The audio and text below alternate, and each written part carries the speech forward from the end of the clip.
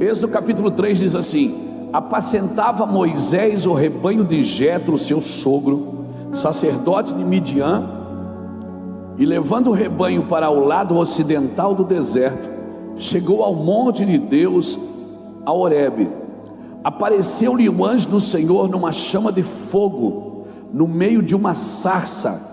Moisés olhou e viu que a sarça ardia no fogo, mas a sarça não se consumia.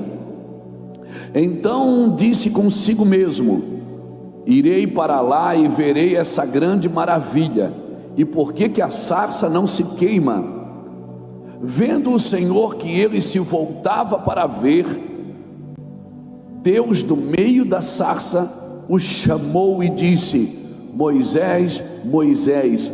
E ele respondeu: eis-me aqui. Deus continuou: não te chegues para cá, tire a sandália dos teus pés, porque o lugar em que estás é terra santa. Disse mais: eu sou o Deus do teu pai, o Deus de Abraão, o Deus de Isaque, o Deus de Jacó. Moisés escondeu o rosto porque temeu olhar para Deus.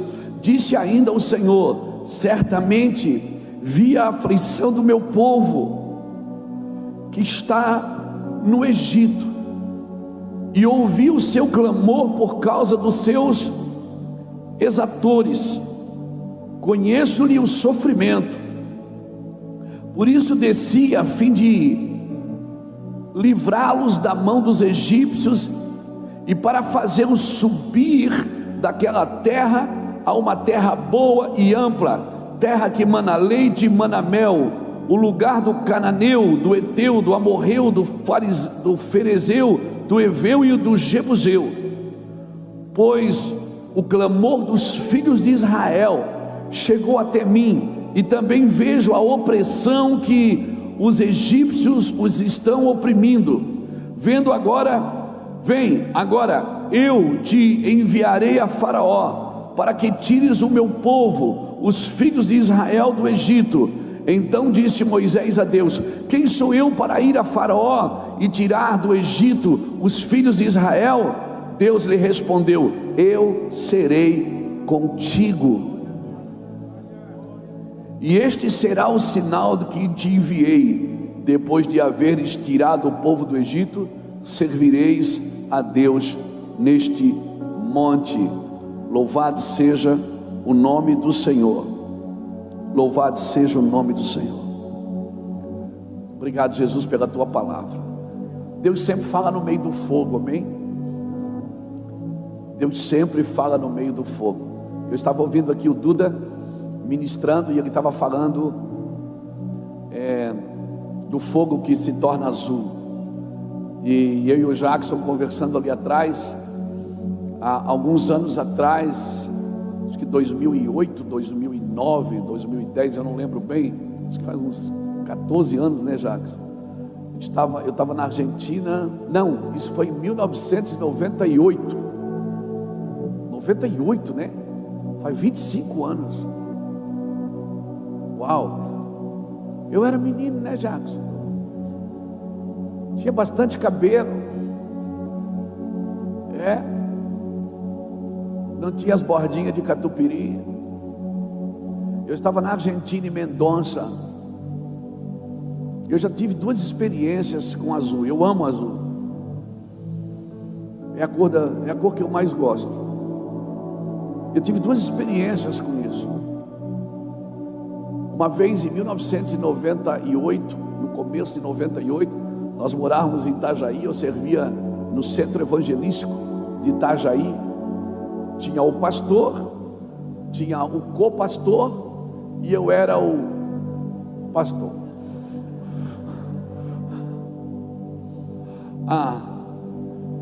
E eu acordei, a gente morava assim no 3º piso, e tinha uma varanda na nossa cozinha assim, que dava para frente da igreja que a gente trabalhava.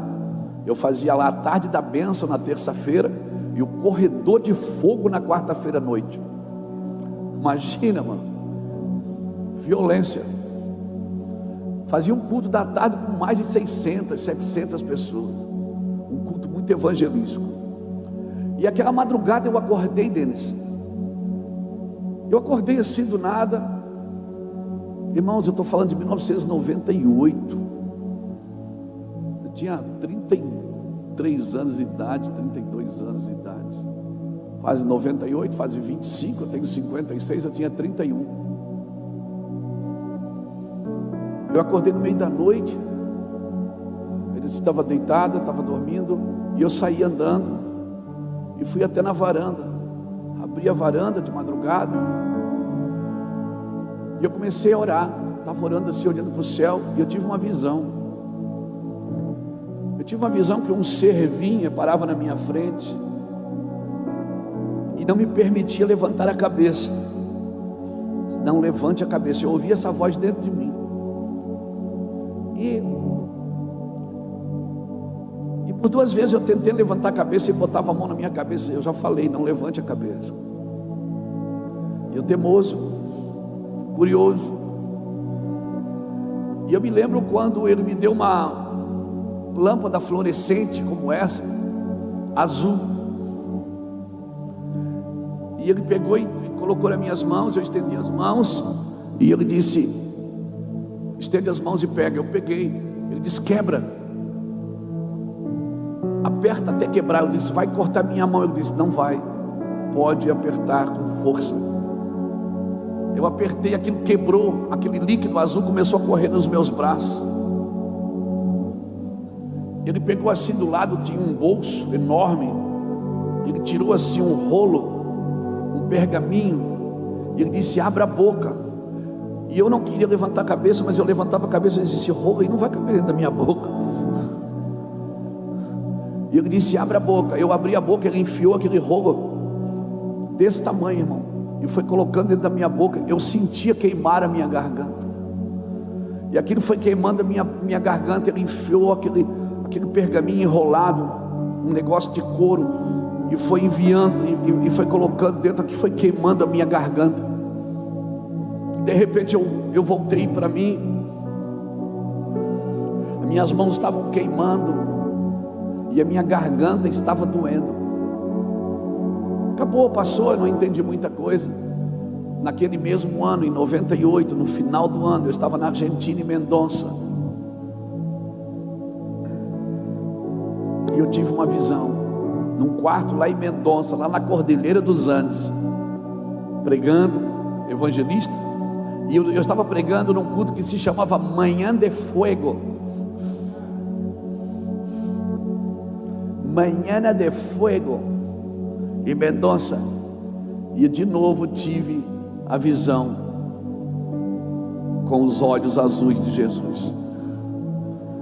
E como disse hoje o Duda, não era que os olhos eram azuis, era que o fogo, ele fica azul na sua plenitude.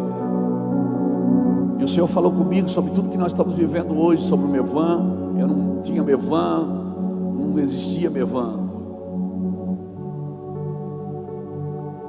E eu voltei para casa, e naquele dia, naquele mesmo dia, eu preguei naquela manhã de fogo. Tinha uns pastores de Nova York, tinha uns pastores latinos, e eles estavam assim, todos os velhinhos, tinha uns 6, 7 velhinhos, e eles começavam a chorar, enquanto eu estava sentado esperando para ir pregar.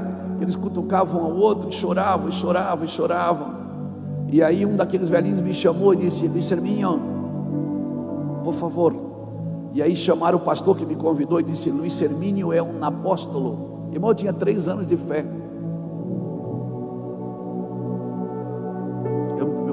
Eu me converti com 28 anos, eu voltei para Jesus com 28. Eu tinha 3 anos de fé. E ele disse: você é um apóstolo? Eu digo: eu não sabia nem o que um apóstolo fazia. Eu só queria ganhar alma para Jesus. Ele disse: você é um apóstolo. Me chamaram, aqueles velhinhos pegaram o óleo, despejaram na minha cabeça, começaram a orar e a chorar. Eu cheguei em casa, a Iraci foi me buscar no aeroporto com o pastor Labo e com a nossa filha Bruna.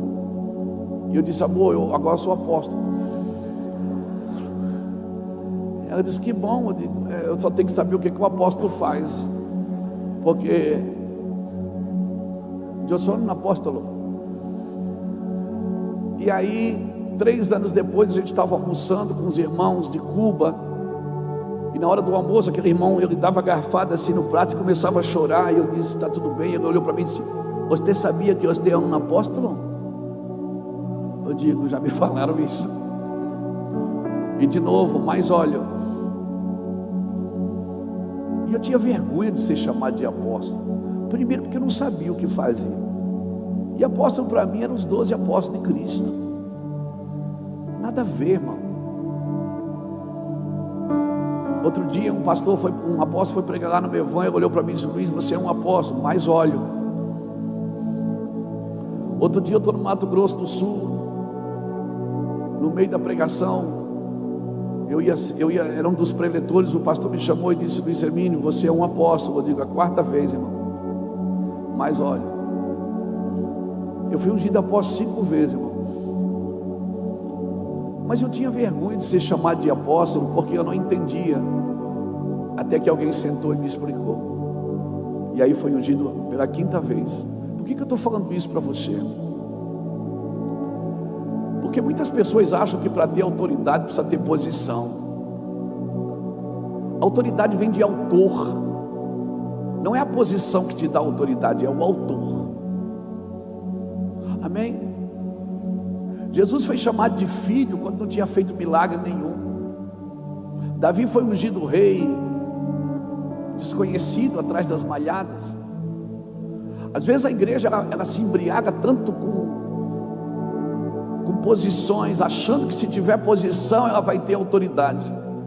Deus não dá autoridade para quem tem posição, Deus dá posição para quem tem autoridade. A autoridade vem de autor. Então não corra atrás de posição achando que se você tiver posição você vai ter autoridade. Corra atrás do autor, porque só o autor pode reconhecer o que você tem autoridade. Então Deus falou comigo sempre no meio do fogo. E eu me sinto muito pentecostal, irmão. Muito. Alguém dizia assim, quando você ficar mais velho, você vai ver, você vai perdendo o fogo, né? Você vai... A igreja sempre se separou. Tem a galera que gosta do fogo e tem a galera que gosta da palavra. Tem gente que diz, não, eu sou espiritual, eu sou do fogo. E o outro diz, não, eu sou da Bíblia. Mas a Bíblia diz que a palavra do Senhor é espírito e vida. A palavra do Senhor é espírito e vida. Então eu e você precisamos entender isso. Sabe, essa incompreensibilidade de Deus é que me impressiona. É quando eu não compreendo. Sabe onde nasce a revelação? É quando você assume que não sabe. O problema é que quando você vai falar, Deus diz, quando Deus vai falar com você, você diz, eu já sabia. Deus diz, você não sabe. O problema é que quando nós queremos estudar a Deus, a gente pensa que já sabe. E Deus diz, você não sabe.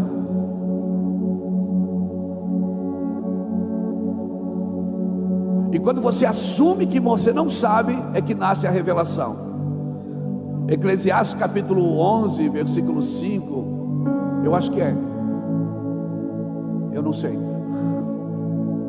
Diz assim, assim como tu não sabes o caminho do vento, e nem como se formam os ossos no ventre de uma mulher grávida, assim tu não sabes a obra de Deus que faz todas as coisas. Por isso de manhã semeia a tua semente, de tarde não retires a mão, porque tu não sabes qual que vai prosperar, se essa ou se aquela. Então assuma nessa manhã, eu não sei, Senhor. Quando o Senhor mandou Ezequiel profetizar, ele perguntou, poderão viver? Ezequiel disse, Senhor, eu não sei, tu sabes. Tu sabes tudo. Quando ele perguntou para Pedro, tu me amas? Pedro disse, Senhor, tu sabes tudo. Eu não sei o quanto eu te amo.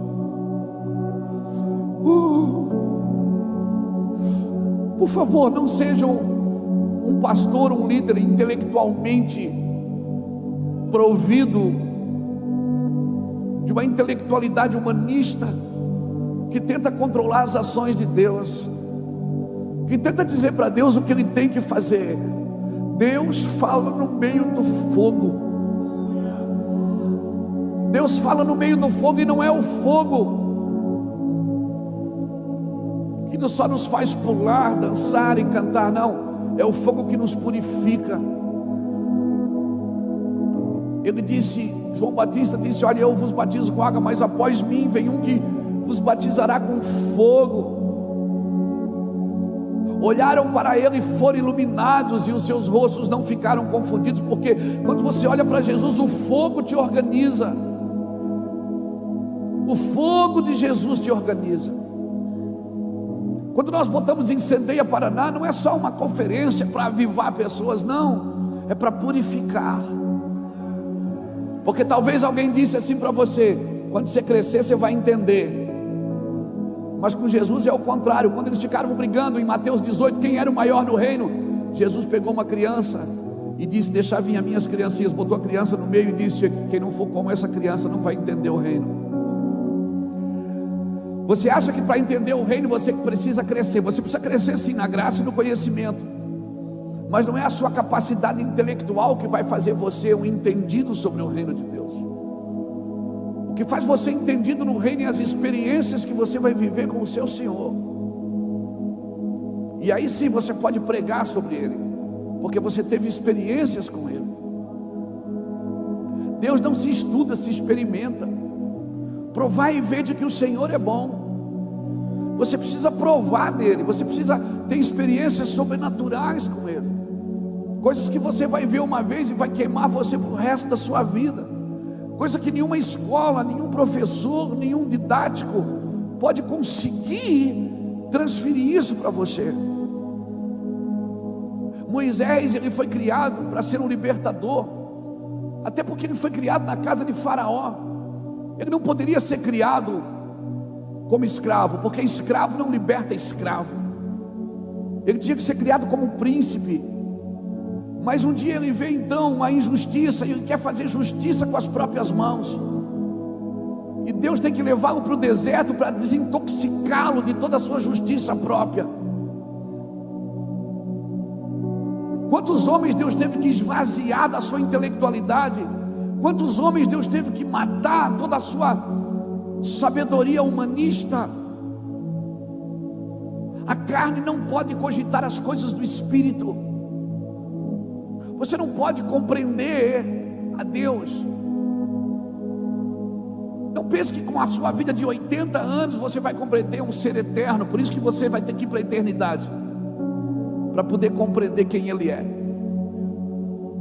Não pense que nós podemos compreender porque lemos algumas páginas das Escrituras. Não, essa incompreensibilidade de Deus. Quantas vezes Paulo, o homem que aprendeu aos pés de Gamaliel, estudado, um cara intelectualmente capacitado, ao ponto de os reis olhar para Paulo e dizer: Paulo, não entendo você. Você aprendeu aos pés de Gamaliel, agora está querendo ir para Roma. Depois de você ler Atos 26, Paulo algemado na frente do rei Agripa, o rei sentado no trono e Paulo nas algemas. E quem tinha mais autoridade naquela sala? Quem estava no trono ou quem estava nas algemas?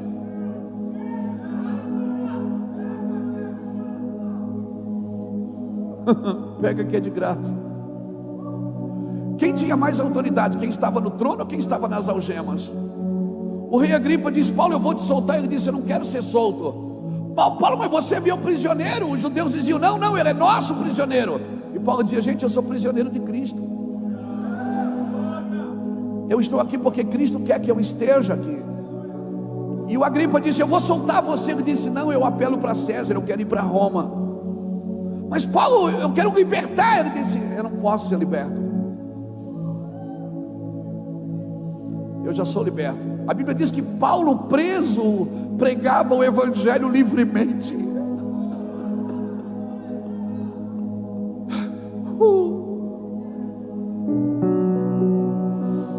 Entenda o que é ser prisioneiro de Cristo. Todo navio que Paulo entrou afundou. Toda cidade que ele entrou, ele foi expulso, ou apedrejado, ou teve que sair escondido. E você fala de perseguição evangélica. Você não sabe o que é perseguição evangélica.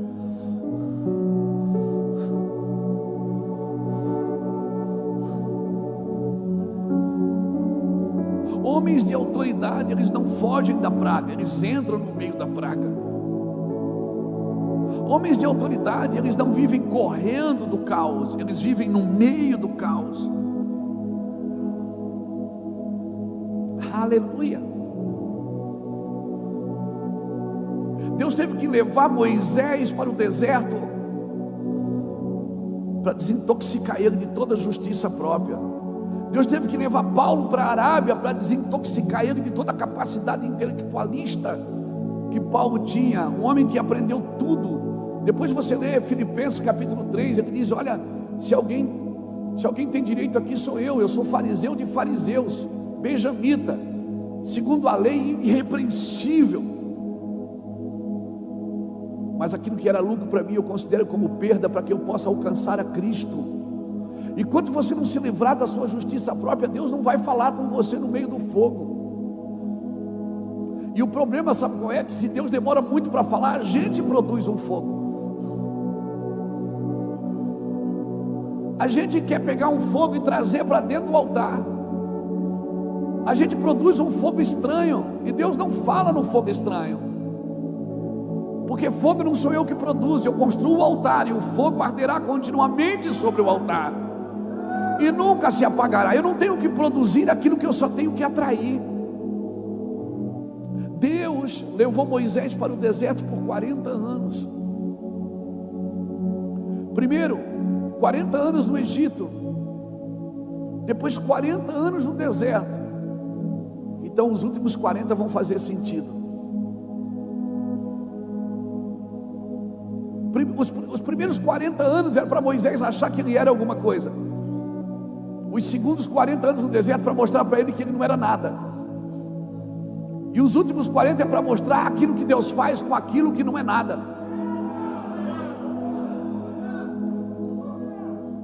E você está querendo ser o quê? Se Deus só usa os que não são, para confundir os que são. E a gente está querendo ser alguma coisa para ser usado por Deus. E Deus diz: não, você tem que não ser. E como é que eu não sou? Reconhecendo que não sabe.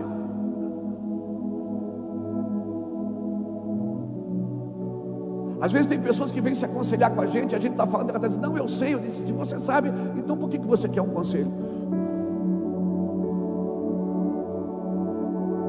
Porque nós queremos controlar por aquilo que sabemos, e Deus está dizendo: você não vai conseguir. Marcos 4:26 diz assim: o reino dos céus é semelhante a um homem que lança a semente na terra e vai dormir. Depois ele acorda, não sabendo ele como.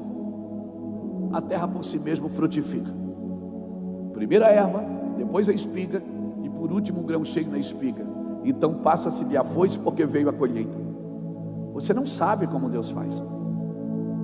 O reino dos céus é semelhante a um homem que planta a semente e vai dormir. Vai dormir, irmão, não atrapalha. Deus dá aos seus enquanto dorme. Para quê? Para você não atrapalhar.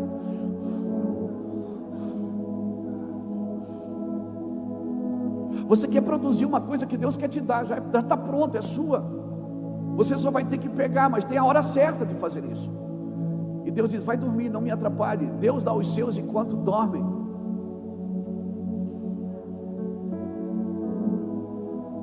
Por que Deus botou Adão para dormir? Para tirar dele uma mulher. Porque se ele fica acordado, ele ia dizer assim: Senhor, assim não. O Senhor faz assim, ó. Nós queremos dar conselho para Deus, como Deus deve funcionar. Oração não é para você dizer para Deus o que Ele tem que fazer, é para você ouvi-lo. Por isso você tem que entrar, se lançar no fogo e não ter medo, porque esse é o seu lugar. Esse é o lugar que Deus fala com você, é o lugar que Deus ministra em você.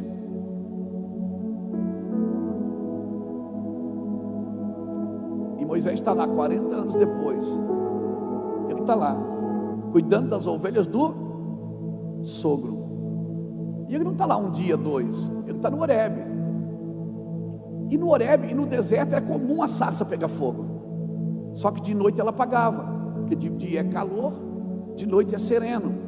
Então ela pegava fogo sozinha, seca, queimava sozinha, e de noite ela apagava, mas ele percebeu uma que não se apagava de noite, porque tem um fogo que não se apaga na escuridão. Tem um fogo que não se apaga no caos. É só o fogo dele que não se apaga. O resto que apaga é tudo fogo de palha, irmão. Quando os dias ficam difíceis, tem fogo que se apaga. Esse é fogo de palha. Mas tem um Moisés, percebeu que ele acordava de manhã lá, ele estava lá apacentando. Ele levava as ovelhas para o monte, ficava lá um tempo, apacentando. Aí ele percebia que tinha uma sarça que ela não se apagava. E aquilo chamou a atenção dele. Moisés não viu um dia, ele viu vários, ele estava lá vários dias. Ele disse: e a sarça está queimando. E quem é que está queimando ela?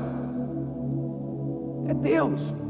E Deus está ali, mandando fogo. E Moisés olhava e dizia: que isso? Mas uma hora ele acorda e diz assim: me virarei para lá e verei essa estranha visão. Por que a sarça não se queima, não se consome? E a Bíblia é linda, porque a Bíblia diz assim: vendo Deus que Moisés se interessou, ou seja, se virou para ver, então Deus falou. Deus está mostrando fogo para você faz tempo, mas você nunca se interessou por ele, e por isso você nunca ouviu a voz de Deus. Porque Deus fala com os interessados, não é com aqueles que viram o fogo. Porque muita gente vê o fogo de Deus, mas nem todos se interessam por ele. Quando Moisés disse: me virarei para lá e verei essa estranha visão, por que a sarça não se consome? E a Bíblia diz: vendo Deus que Moisés se virava para ver, bradou com ele no meio da sarça. Deus quer falar com você. Cutuca alguém que está do seu lado e diz: Deus quer falar contigo. Do meio do fogo. Deus quer falar com você do meio do fogo. Mas não fica só apreciando. Não fica só apreciando, vai lá ver. Deixa tudo, tenha coragem de pular sem paraquedas. Tenha coragem de pular no rio. Tenha coragem de deixar tudo para trás e ir atrás do Senhor. Tenha coragem de entrar nesse ambiente. E esse ambiente é incompreensível. Paulo tentou explicar Deus em Romanos capítulo 11. Ele diz: olha, sabe por que Deus teve que tornar os judeus culpados? Para poder salvar os gentios, né? Às vezes a igreja pensa que foi os judeus que mataram Jesus. Não foi, irmão. Ninguém matou Jesus. Ele diz: ninguém tira a minha vida, eu dou. Ele teve que trazer culpa para um povo para poder salvar o outro. Paulo tentou explicar isso. Ele vai, chega uma hora que ele não... No capítulo 11, versículo 32 em diante, Paulo para e diz: ó, profundidade das riquezas, tanto da sabedoria como do conhecimento. Quão inexplicáveis são os teus caminhos, quão inescrutáveis são a tua vontade. Paulo só chega a uma conclusão. Sabe de uma coisa, gente? Esquece tudo que eu falei, porque dele, por ele e para ele são todas as coisas. A ele seja glória para todos sempre. Amém. Amém. Quantas vezes Paulo tentou explicar e ele terminava? Até Pedro diz: Paulo fala tão difícil que é até difícil da gente entender. Paulo fala umas coisas assim que você não consegue compreender. Paulo, imagina, cara, ninguém escreveu tanto no Novo Testamento como Paulo. Teve experiências sobrenaturais com a sua presença, porque estudar sobre Deus ele já tinha estudado tudo, mas ele não tinha tido experiências com Deus. Ele já tinha aprendido tudo aos pés de Gamaliel, mas não é de informações sobre Deus que você precisa. Por isso que pregadores e ministros, você não está aqui só para informar, você está aqui para transmitir. A presença de Deus, você não informa ela, você tem que transmitir ela. As pessoas precisam ver Jesus através de você. Amém? Por isso que a Bíblia diz que o véu foi rasgado, como a sua carne foi rasgada. A carne de Jesus precisou ser rasgada para que o mundo pudesse ver você. Você estava em Jesus, e quando a carne de Jesus foi rasgada, você veio para fora. E Jesus depois que você veio para fora, o Espírito Santo veio habitar em você, e agora a sua carne precisa ser rasgada, porque o que você estava em Jesus, agora é Jesus que está em você. Assim como Jesus foi rasgado na cruz, foi furado na cruz, sua carne é como um véu que foi rasgado, e quando a carne dele foi rasgada, você que estava lá dentro saiu, e agora pelo Espírito ele habita em você, e agora você também precisa carregar a sua cruz e ser crucificado com Cristo, para que quando a sua carne é rasgada, o Cristo que habita em você possa ser visto pelas pessoas em você. E você vai para a igreja tentar se livrar do sofrimento da carne. Sua carne precisa morrer. Você precisa ser crucificado com Cristo, porque Cristo em vós é a esperança da glória. O mundo precisa ver Cristo em você, não conhecer a sua religião. Precisa ver Cristo nas suas ações, precisa ver Cristo nas suas movimentações. Deixa Deus rasgar você e tirar o Cristo que existe dentro de você. Ele ainda fala no meio do fogo. As experiências que eu tive em 98, elas marcaram a minha vida, irmãos. Eu era só um evangelista querendo ganhar alma para Jesus. Eu jamais imaginei que podia entrar em algumas coisas tão profundas do Senhor. Eu jamais imaginei que eu poderia ter experiências que sobrepujam a minha capacidade intelectual ou a minha mentalidade, ou qualquer coisa que eu possa tentar fazer para impressioná-lo. Eu jamais imaginei. Às vezes eu vou ouvir as minhas mensagens, as mensagens que Deus me deu lá no YouTube, e eu começo a chorar me ouvindo. Eu digo, cara, esse cara fala muito, e eu fico chorando ouvindo eu mesmo, porque eu sei que não fui eu que falei. Eu sei que eu não tenho capacidade de falar aquilo. Eu sei que eu não tenho capacidade de fazer isso, de atrair esse momento, essa presença gostosa. Eu sei que é só Ele pode fazer isso. E eu fico perguntando, como que o Senhor usa um cara que nem eu? Como que o Senhor tem tanto amor, que o Senhor pode usar alguém tão improvável que nem eu? Então, por favor, não se meça partindo de você, se meça partindo de Cristo, porque Cristo, quando olha para você, Ele vê você perfeito. Como assim, pastor? Está em Hebreus capítulo 10, versículo 14. Com uma só oferta, com uma única oferta, Ele aperfeiçoou você para sempre. E agora você vai sendo santificado. Então você foi aperfeiçoado para sempre. Então quando Jesus olha para você, Ele vê você perfeito, Denis. Ele diz, você é perfeito. Por quê? Porque eu te aperfeiçoei na cruz. Mas agora você vai ter que ir sendo santificado. Para quê? Para que as pessoas possam me ver em você. Você não vem para a igreja para ser perfeito. Você já foi aperfeiçoado em Cristo. Hebreus capítulo 10, versículo 14. Com uma só oferta, Ele me aperfeiçoou para sempre os que vão sendo. Então perceba, Deus fez uma coisa para você. Quando Ele gritou na cruz, está consumado, Ele disse, você agora é perfeito. Mas agora eu preciso ir santificando você. E a santificação, não tem como santificar sem matar a carne.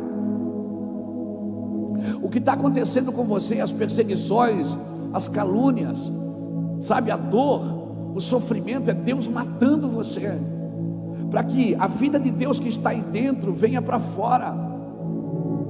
Cristo em vós é a esperança da glória. Então quando você carrega o fogo, Deus fala onde? No meio do... Por isso você precisa do fogo. Lucas capítulo 12, Ele diz, olha, não pense que eu vim trazer paz, eu vim trazer fogo. E como eu queria que você já estivesse queimando. Eu queria que você já estivesse queimando. Eu queria que vocês pegassem fogo, porque eu vou falar no meio do fogo. Deus não quer que você use Ele para informar os outros.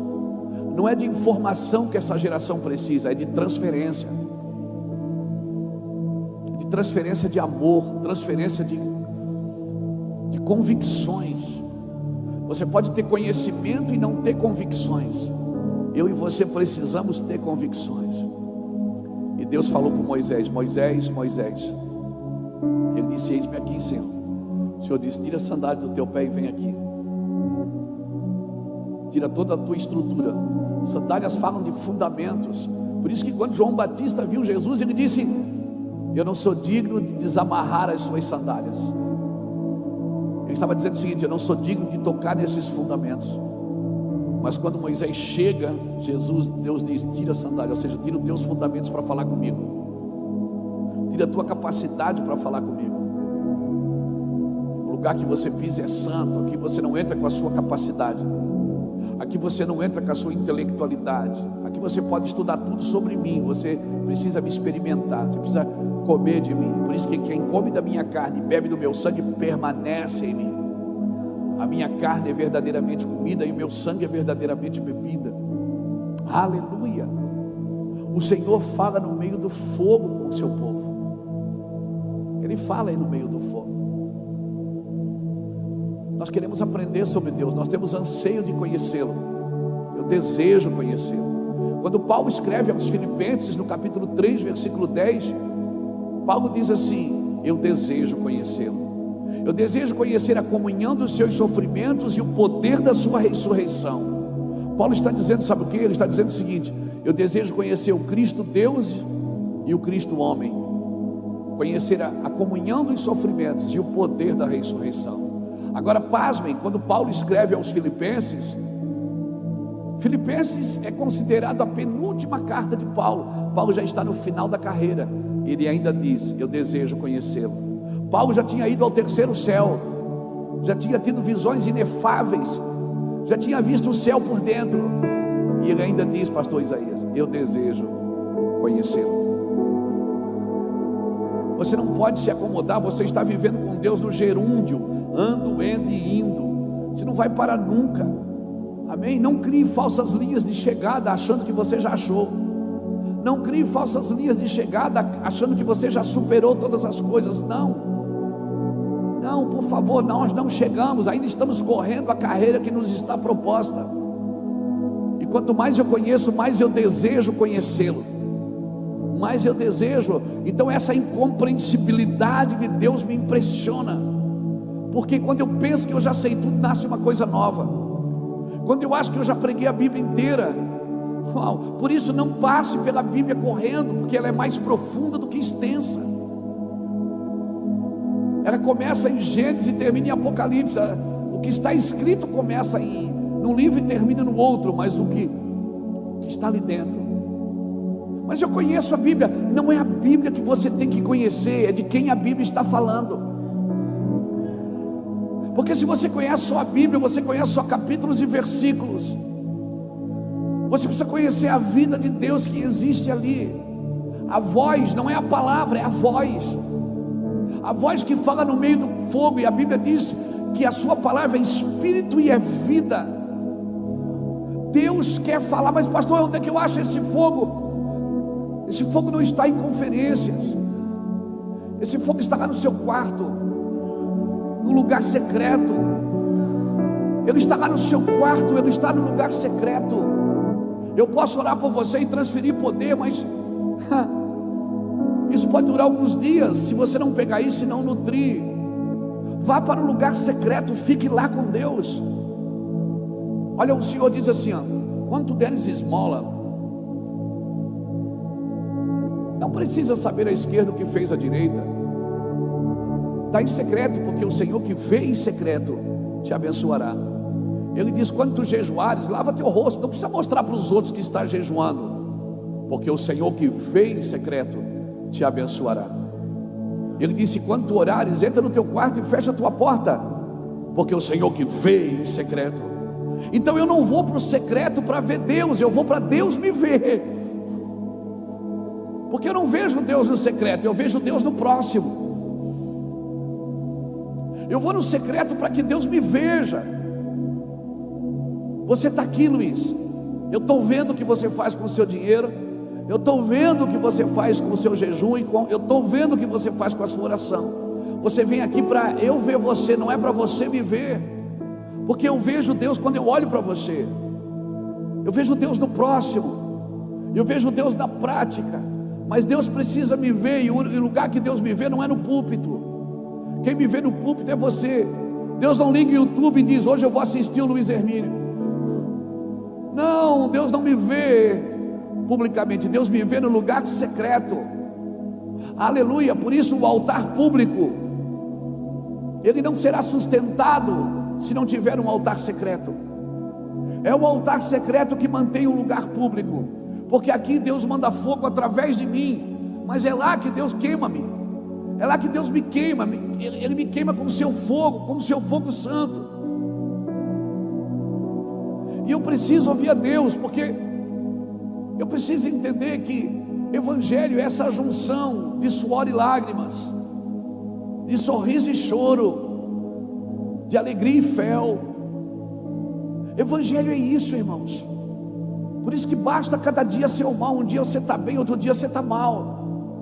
E a Bíblia é tão clara que ela diz: chore com os que chorem, se alegrem com os que se alegram. Vai ter gente alegre e vai ter gente chorando no mesmo dia, e você precisa circular nesse viés. Deus está falando no meio do fogo, mas quem quer ouvir? Quem quer ouvir, irmãos? Estamos tão distraídos, com as nossas coisas, com as nossas labutas, com os nossos serviços, e muitas vezes nós chamamos isso ainda de obra de Deus. Quem está disposto a ouvir?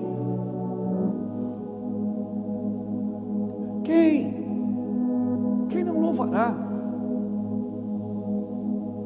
O Senhor está gritando.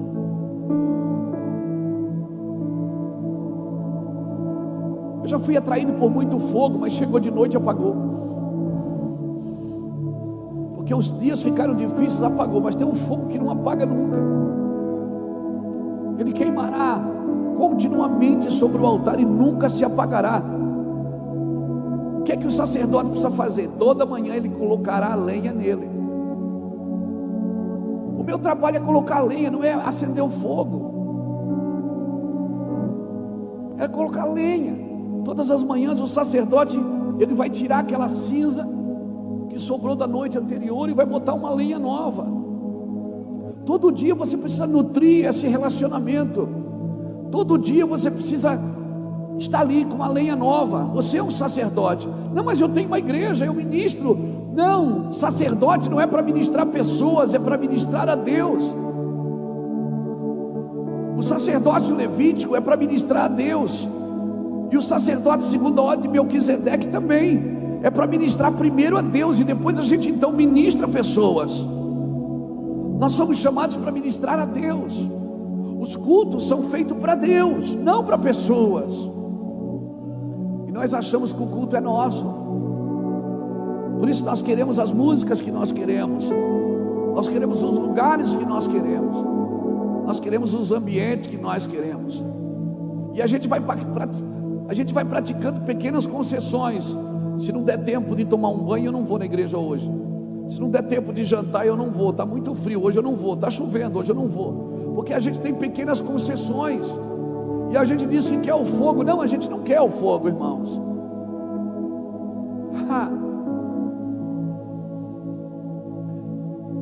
Esse altar, sabe, você ouviu o Jackson na primeira noite, você ouviu o Ulisses ontem. São diferentes movimentações, porque o altar é feito de pedra, não é de tijolos. Tijolos têm o mesmo naipe para todos, pedra não. Tem pedra redonda, tem pedra bicuda. Eu olhando daqui mesmo estou vendo pedras quadradas, pedras ásperas, pedras que lascam. E agora como é que você vai fazer um altar? Você tem que encaixar uma pedra na outra. A igreja é uma pedra, ela é feita de pedras, as pessoas são pedras, não são tijolos. E a Bíblia diz, e eu acho que é Jeremias, que diz que Deus não recebia sacrifício em altares de tijolos, tinha que ser de pedra. É sobre esta pedra que o Senhor está edificando a sua igreja. Ele é a rocha eterna, Ele é a pedra de esquina, e nós somos pequenas pedras, petros, e nós precisamos nos encaixar. Chega alguém diferente, a gente quer A gente quer lapidar para encaixar na gente, quando a gente tem que se dobrar para encaixar nele. Isso é igreja. Quando chega alguém de fora, você quer lapidar para encaixar na pedreira, e Deus diz: se dobra aí. Mas essa pedra é picuda, dá uma encaixada, dá uma dobrada aí, deixa ela encaixar. E por isso que o fogo não vem, porque nós não temos paciência de lidar com a fraqueza de ninguém. Nós não temos paciência para lidar com as dificuldades do outro. Como que eu vou me juntar com alguém que não é parecido comigo? Eu até cito a Bíblia: quando dois não combinam, não podem andar juntos. Eu até cito a Bíblia: quando dois não combinam, não podem andar juntos. Por quê? Porque eu tenho um padrão, um protótipo, um arquétipo de como Deus quer fazer. Não, Deus não quer fazer do seu jeito. Tu não sabes o caminho do vento. Deus olha para Moisés e diz: olha, eu vim aqui, eu desci porque eu ouvi o clamor do meu povo, eu vou enviar você. Não, Senhor, já tentei uma vez, não deu certo. Não, mas você tentou do seu jeito.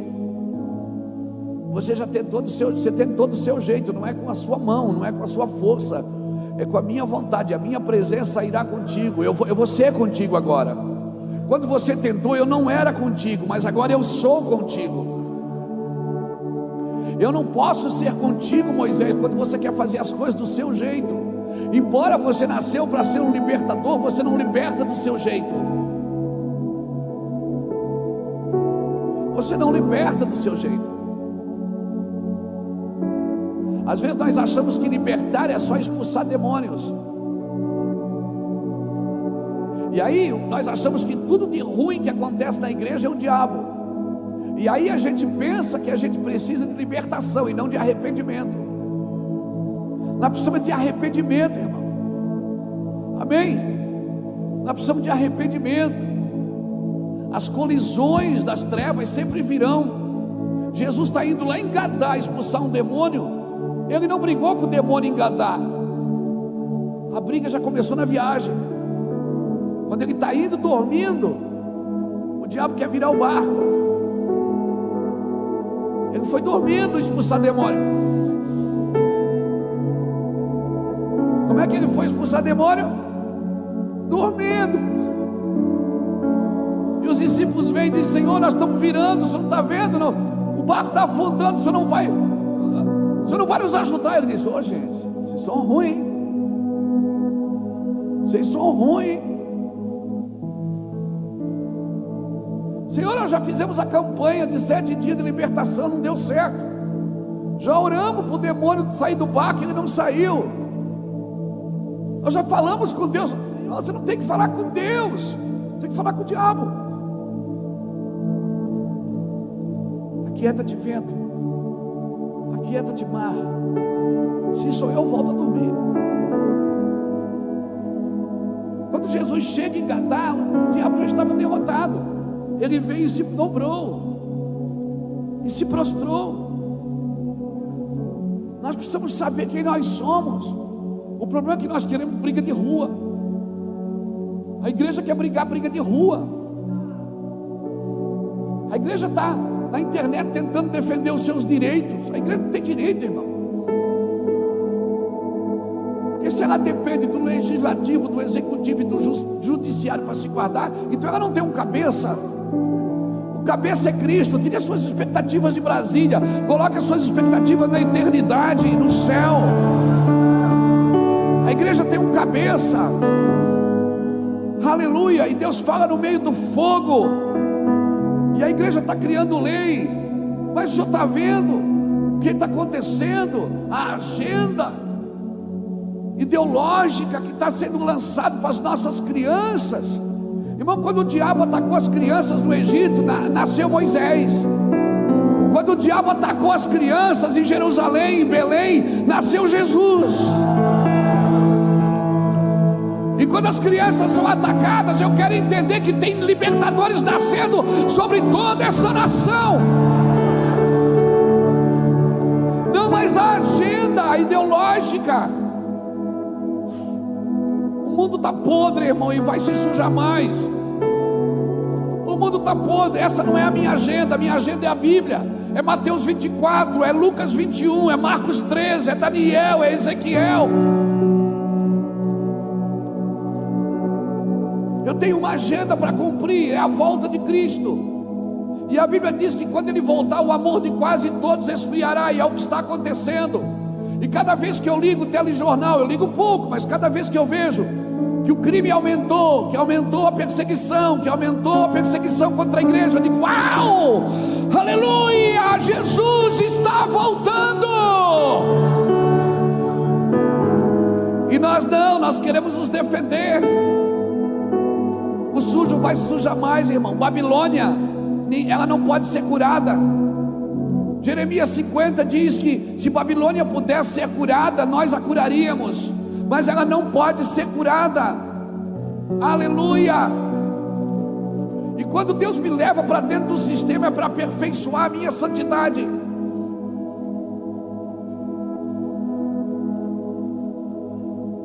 Não, mas Jesus vai vir, vai arrebatar a igreja logo, a gente vai sair daqui. Só quero botar uma pulga atrás da sua orelha. Jesus tirou o povo do Egito antes ou depois das pragas?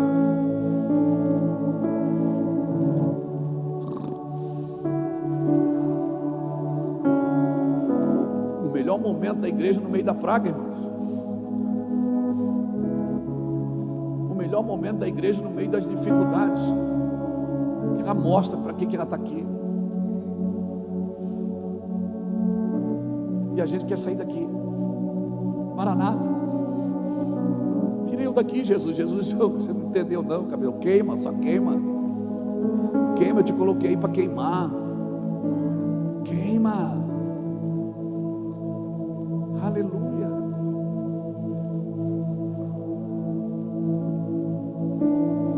O que eu faço? Queime. Deus está falando com você no meio do fogo. As 10 pragas do Egito, o povo de Deus sofreu elas? Não sofreu as pragas. Por quê? Porque estava debaixo de uma palavra. Você tem uma agenda para cumprir. É a agenda de Deus. É a agenda de Cristo. Jesus está voltando. Obrigado pelo seu aleluia, pelo seu amém. Tão evangélico. Aleluia. Moisés, eu vou te enviar. Mas Senhor, eu estou na igreja, está tão bom aqui, eu vou te enviar. Aonde? No Egito. Mas Senhor, eu vim fugindo de lá. Vai voltar lá. Cutuca alguém que está dizendo: você vai ter que voltar.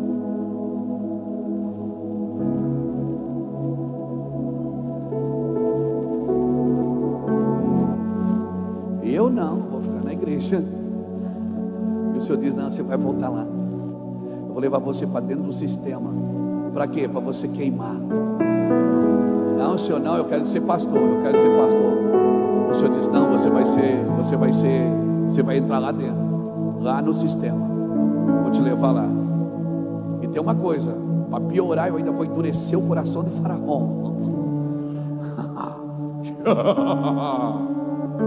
Você pensa que vai ser fácil? Não vai, porque eu vou endurecer ele para te pegar. O Senhor está me dizendo que o Senhor vai enviar eu para um lugar que vai ser difícil. O Senhor que está fazendo isso?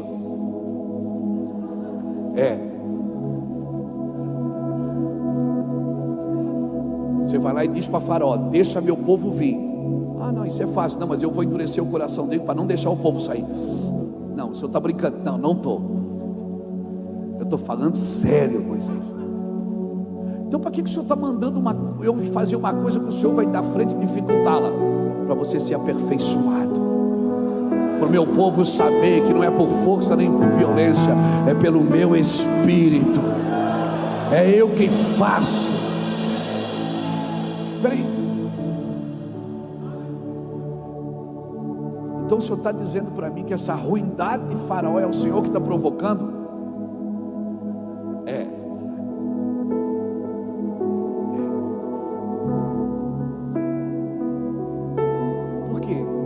Porque eu tenho ouvido o clamor do meu povo, e também tenho visto a opressão dos seus opressores. Ou seja, Deus está dizendo o seguinte: eu vou trazer justiça para um povo e juízo para o outro.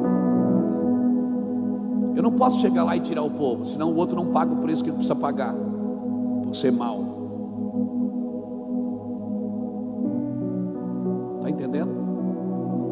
Eu tenho ouvido o clamor do meu povo e tenho visto a opressão dos seus opressores. Ou seja, Moisés, eu vou endurecer Faraó para quê?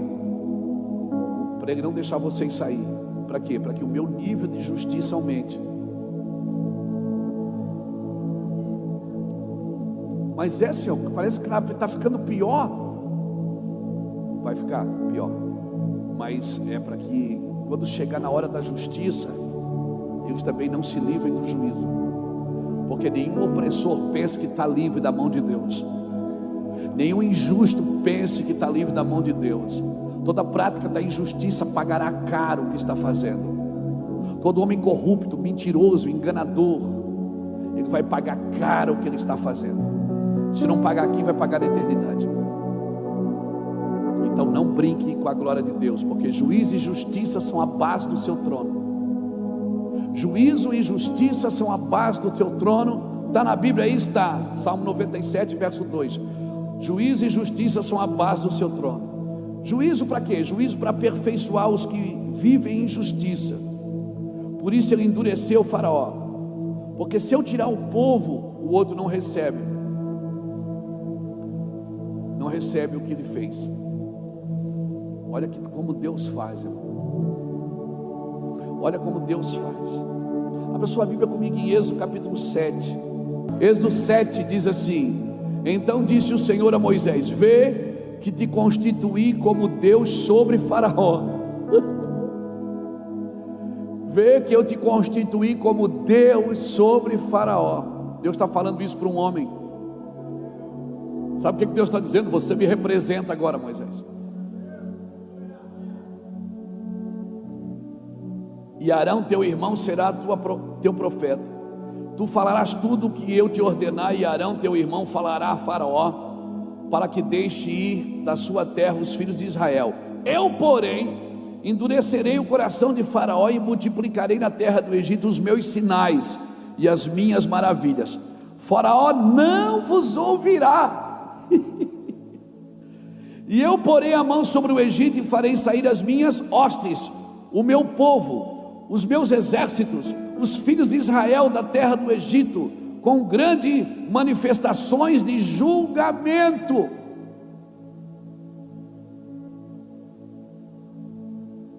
Uau! Saberão os egípcios que eu sou o Senhor, quando eu estender a mão sobre o Egito e tirar dela, do meio deles, os filhos de Israel.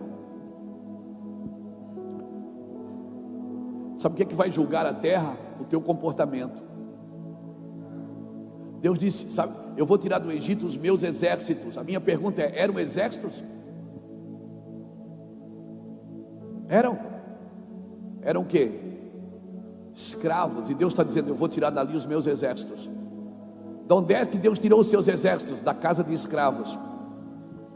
Por isso que Deus precisava tirar debaixo do domínio de Faraó, porque você nunca vai ser um exército andando debaixo do domínio de Faraó. Mas quando é Deus que te governa, você se torna um exército. Deus olha para uma casa de escravos e diz: é um exército. Porque não é o que você se vê, é como Deus te vê. E Deus disse: vai lá e diz para Faraó: deixa meu povo vir para que me sirva. Mas ele não vai ouvir vocês, porque eu vou endurecer o coração dele, até que vocês tragam julgamento. Você será como um Deus sobre Faraó. Meu irmão, isso é muito sério. Deus está dizendo: você vai trazer julgamento. O que é que condena uma geração? É a presença do ímpio? Não, é a ausência do justo. Quando o justo se levanta, se em Sodoma tivesse uma igreja com 10 justos, Deus não destruiria a cidade por amor aos 10.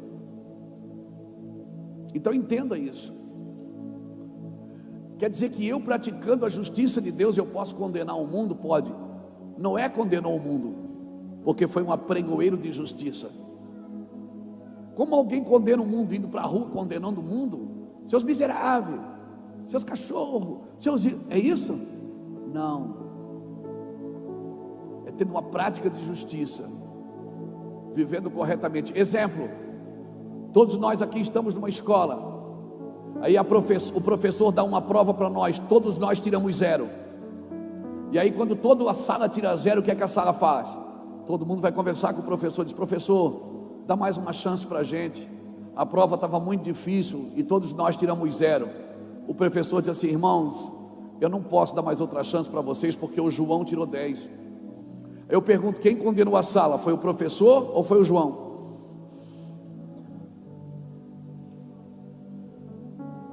Foi o João que tirou 10. Então, se você pratica justiça, a injustiça, o ímpio não permanece na congregação do justo. Veja bem, Atos capítulo 4, versículo 20 em diante. A Bíblia conta a história de Barnabé, um levita de Chipre, que vendeu uma herança e colocou aos pés dos apóstolos. Capítulo 4 de Atos, final do capítulo. Barnabé, filho da consolação, um levita de Chipre, vendeu uma herança. A minha pergunta é: levita tinha herança? Não, mas Barnabé tinha. Barnabé, quando ele vê a igreja se levantando, se movimentando, ele olha para a sua herança e pensa: isso não é meu, eu não posso ficar com isso. Ele volta para a ideia original. Ele vai lá e vende a sua herança e coloca aos pés dos apóstolos, não nos bolsos, nos pés.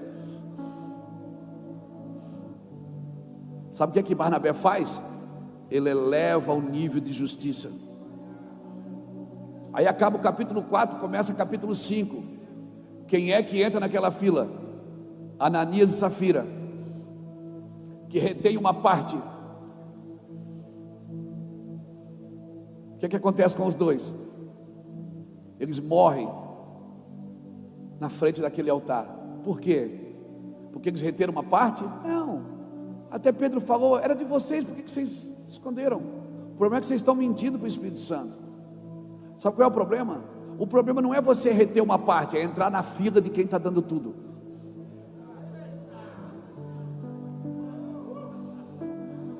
Se você quer reter uma parte, não tem aliança com quem está dando tudo, porque você pode sucumbir. Não entra nessa fila, irmão, que nós estamos dando tudo.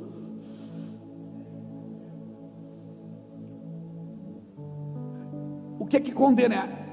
É fazer o mal? Não, é alguém que está fazendo o bem. Ele eleva o nível de justiça. Tem um prédio torto, não adianta você passar e dizer: está torto, está torto. Faz um reto do lado. O prédio reto denuncia o que está torto. O que eu preciso fazer? Eu preciso praticar a justiça, viver do jeito correto que Deus me chamou. Eu preciso queimar. Eu preciso ser um crente autêntico, cheio de Deus, cheio do Espírito Santo, cheio de fogo, cheio de alegria, cheio da presença, cheio de autoridade. Por quê? Porque a minha prática condena. Eu não preciso dizer: ele está errado, esse aqui está em pecado, o outro lá fez isso. Não preciso fazer nada, é só viver. Viver. Jesus entrou na casa de Zaqueu e disse: ladrão. Não, Jesus só sentou na mesa. Zaqueu disse: Senhor, eu sou ladrão. É isso que a presença de Deus faz numa cidade, numa congregação, numa família. Quando a presença de Deus entra, o ímpio não permanece mais na congregação do justo. Quando a presença de Deus cresce o nível de justiça. Jesus não precisou apontar para Zaqueu e dizer: ladrão, bandido, não. Zaqueu vinha na mesa e dizia: Senhor, eu sou ladrão. Jesus dizia: eu sei. Não, mas eu quero devolver. Tá bom, você faz, pode devolver. Mas Senhor, eu quero devolver. E tem um povo na porta dizendo: ele não é profeta. Se ele fosse profeta, ele não entrava nessa casa. Tem uma cambada de evangélico na internet, irmão, que não faz nada, só fica criticando quem está invadindo a casa dos ímpios. Tem uma cambada de gente na internet que não arruma nem a cama que dorme de manhã e quer doutrinar o Brasil. que não faz nada que preste, nunca deu um pão para ninguém, um copo d'água a ninguém, nunca gastou seu dinheiro com outras pessoas, e querem falar de teologia para mim? Vai estudar, vai praticar justiça.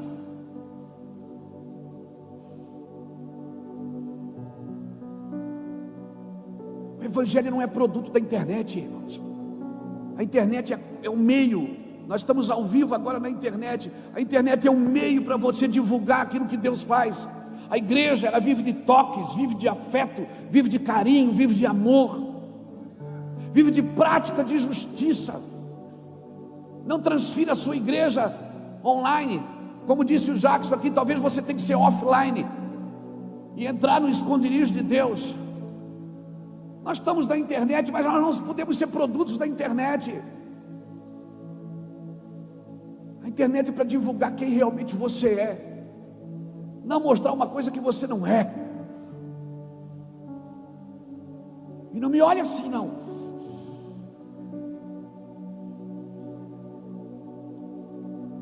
A igreja de Jesus, ela é autêntica. Deus, quando quis se revelar para o homem, Ele não ligou uma câmera, Ele virou homem. Ele mandou um homem, seu filho como homem. Então, quando você sair para ajudar alguém, antes de ligar a câmera, ligue seu coração. Ligue primeiro o seu coração com a eternidade. Se conecte com o Wi-Fi de Deus. E aí sim você pode mostrar o que você está fazendo, porque você vai deixar um modelo correto. Deus ainda fala no meio do fogo. Juízo e justiça estão na casa de Deus. Aleluia. Por isso nós precisamos de uma liderança sadia, que queime. Lembra de Eli? Lembra de Eli no 1 Samuel capítulo 3? Os filhos de Eli faziam o que quiseram, eles faziam o que queriam, eles comiam do sacrifício. Antes da carne estar assada, eles tiravam ela do fogo e comiam. A gordura nem tinha subido ainda, eles comiam. Eles fornicavam, eles adulteravam, e não acontecia nada com eles. Nada com eles. Normal. Por quê? 1 Samuel diz por quê? Porque a palavra de Deus era rara e a visão não era frequente. E se você vive num lugar onde não tem palavra de Deus e não tem visão, sem profecia, o povo se corrompe. Então os filhos de Eli, as 3 vezes que Eli aparece na Bíblia, aparece 2 sentadas na cadeira e uma deitada. E uma ainda, a cadeira está colada na estrutura, colada na coluna, é onde ele cai e morre. Sabe o que fala ali? Fala de líderes que construíram uma estrutura e se apoiam nela agora. Deus vai virar sua cadeira, mano. Os filhos de Eli faziam o que queriam, não acontecia nada. Ao contrário dos filhos de Arão, Nadab e Abiú, Levíticos capítulo 10. Quando os 2 filhos de Arão, eles estavam ali cuidando, porque eles deviam estar no turno da noite, e eles não podiam deixar o fogo apagar, eles tinham que estar colocando lenha. Certamente eles devem ter tomado uma baga e dormiram. Quando eles acordaram, o altar estava apagado. Eles correm lá fora, eles vão lá fora, pegam o fogo, acende o fogo e traz para acender o altar, para ninguém ver. O que acontece com os 2? Deus tirou o fôlego de vida na hora, porque eles querem pegar fogo de fora para acender o fogo de dentro que se apagou. E a igreja é assim, às vezes ela perde a presença de Deus, ela quer trazer coisas de fora para reacender o fogo. Pregações motivacionais. Agora a gente não chama mais de pastor, chama de palestrante. Você pode ser palestrante lá fora, na igreja você é um pastor, e você tem que dar a vida pelas suas ovelhas. Você está me entendendo, querido? O fogo apagou aqui dentro, é aqui dentro que tem que acender. Não adianta você correr atrás de incêndio, você tem que ir para dentro do quarto e queimar. Eles morreram na hora. Por quê? Porque lá o líder quem era? Era Eli. O líder aqui quem era? É Moisés, que fala com Deus como? face a face, como qualquer um fala com o seu amigo. Quando você está num lugar que tem uma liderança que queima e fala com Deus, irmão, o juízo é na hora. O juízo é na hora, o juízo não se propaga. Agora, se você está num lugar que o pecado impera, que todo mundo dorme com a mulher de todo mundo, que todo mundo faz o que quer, que não tem ordem, que não tem decência, que não tem moral, que o caixa da igreja é para sustentar ostentações e não missões, irmão, o juízo demora. Aí você diz, mas por que Deus ainda faz? Porque Deus tem compromisso com a sua palavra. O problema é que quando o juízo chega, consome tudo. Mas se nós estamos num lugar onde tem uma liderança que queima, que fala com Deus face a face, aí, irmão, fogo estranho não entra. Ele pode entrar, mas apaga na porta. Pode até acontecer de fulano de tal, esse ou aquele se perder um pouco no caminho, mas na hora Deus traz luz e revela. E não revela para matar ninguém, Ele revela para trazer luz para cura. Porque hoje nós estamos em graça. A questão é, nós queremos queimar. Nós queremos queimar. Muitas vezes nós, como pastores e líderes, fizemos campanhas de oração e não vamos. A gente faz para o povo orar, mas a gente não ora. Irmão, quem tem que orar somos nós. Quem mais tem que investir somos nós. O primeiro, eu me lembro que quando bati uma conta na igreja que não tinha dinheiro, o primeiro carro a ser vendido era o meu. Por quê? Porque eu preciso acreditar mais do que todo mundo. Deus começou comigo, eu preciso acreditar. Como que eu posso cobrar dos outros uma coisa que eu não acredito nela?